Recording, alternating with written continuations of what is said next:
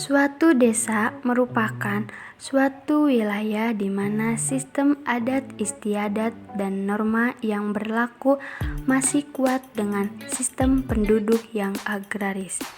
Sedangkan kota merupakan suatu wilayah yang mudah mengalami perkembangan dengan sistem adat dan norma yang kurang ketat serta sifat kependudukan yang non-agraris. 7 perbedaan desa dan kota dalam kehidupannya. 1. Kepadatan penduduk.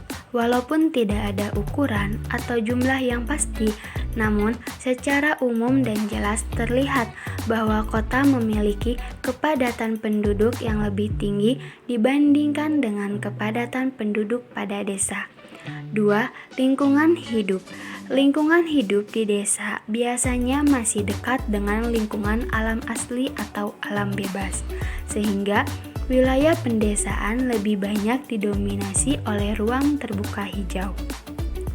3. Sistem perekonomian.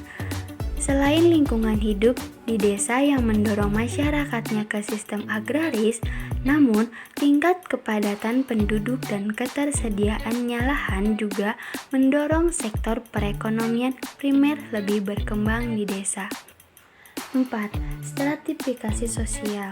Perbedaan stratifikasi sosial di antara keduanya, sektor ekonomi sekunder dan tersier yang lebih berkembang di kota pasti memerlukan banyak keahlian khusus dan spesifik dibandingkan kebutuhan pada sektor perekonomian primer di desa. 5. Corak kehidupan. Mengenai corak kehidupan masyarakat, di mana corak kehidupan di desa lebih relatif homogen atau hanya memiliki satu macam latar belakang yang sama. 6.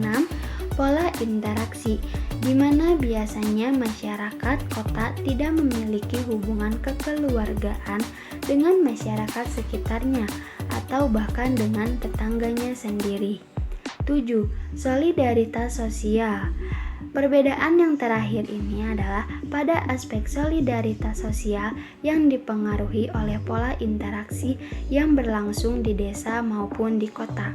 Pola interaksi di desa yang lebih cenderung mementingkan unsur kekeluargaan dan kebersamaan akan menghasilkan suatu upaya untuk menciptakan suatu keserasian dan kesatuan sosial. Wilayah zona interaksi menurut R. Bintarto.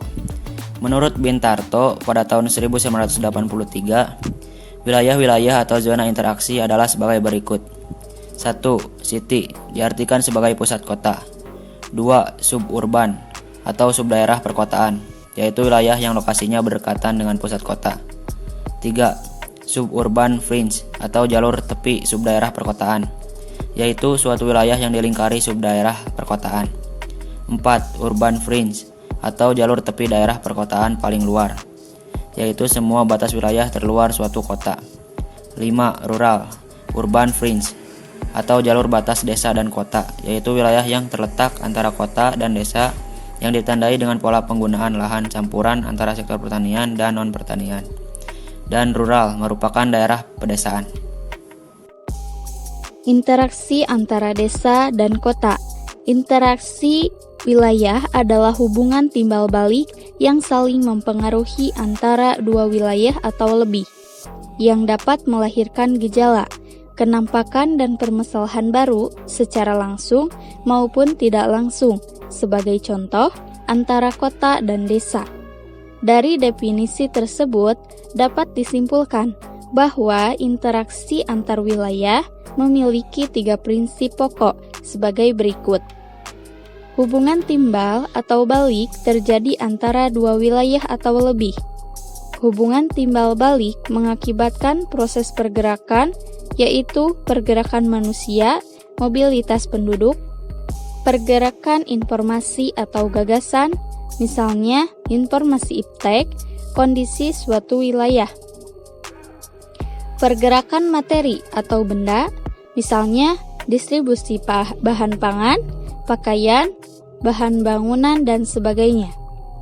Hubungan timbal balik menimbulkan gejala kenampakan dan permasalahan baru yang bersifat positif dan negatif.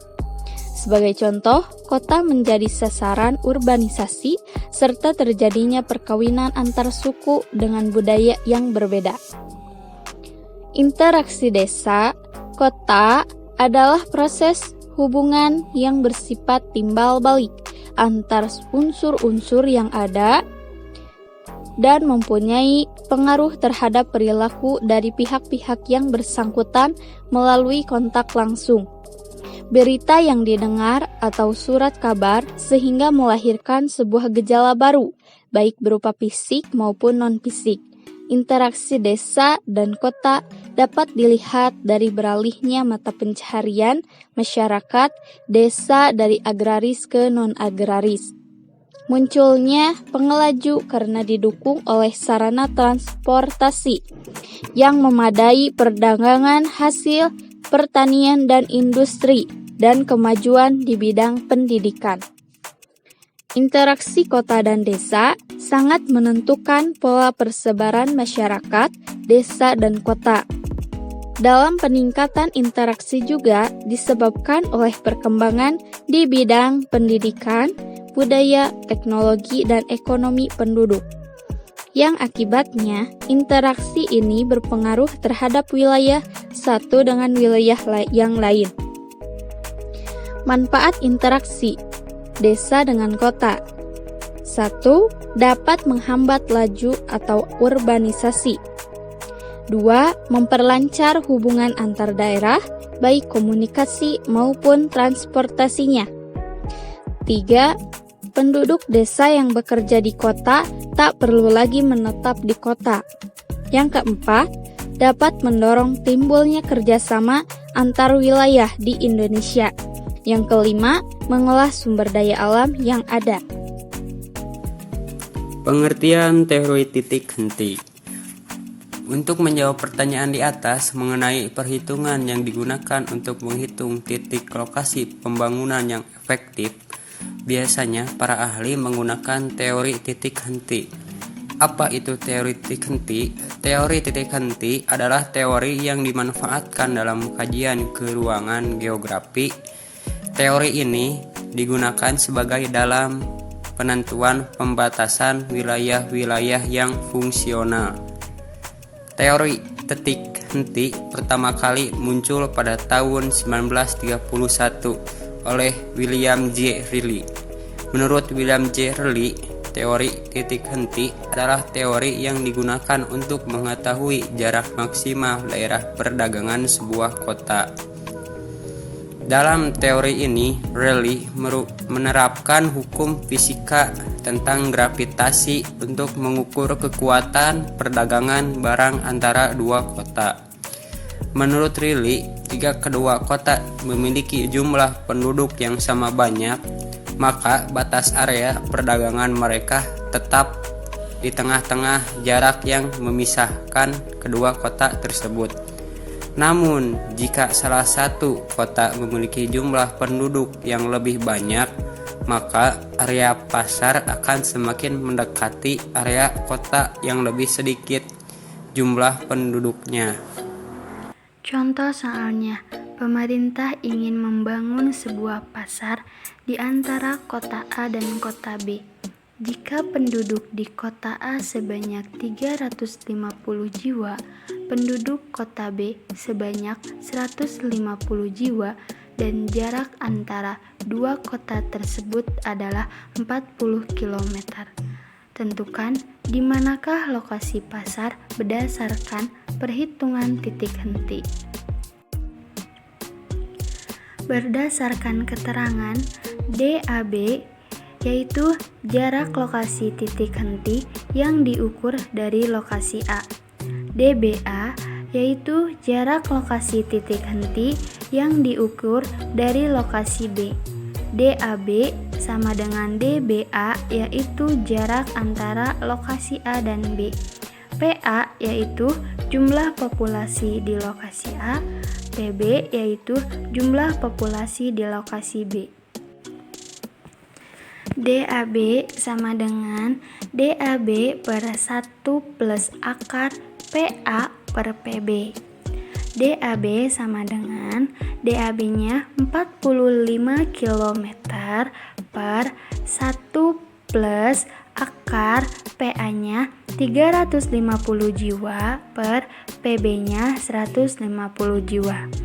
DAB sama dengan 45 km per 1 plus akar 350 jiwa per 150 jiwa, hasilnya 1,52. DAB sama dengan 45 km per 1 ditambah 1,52, hasilnya 2,52. DAB sama dengan 45 km per 2,52, hasilnya 17,86 km. Jadi, lokasi pasar berdasarkan perhitungan titik henti adalah 17,86 km dari kota.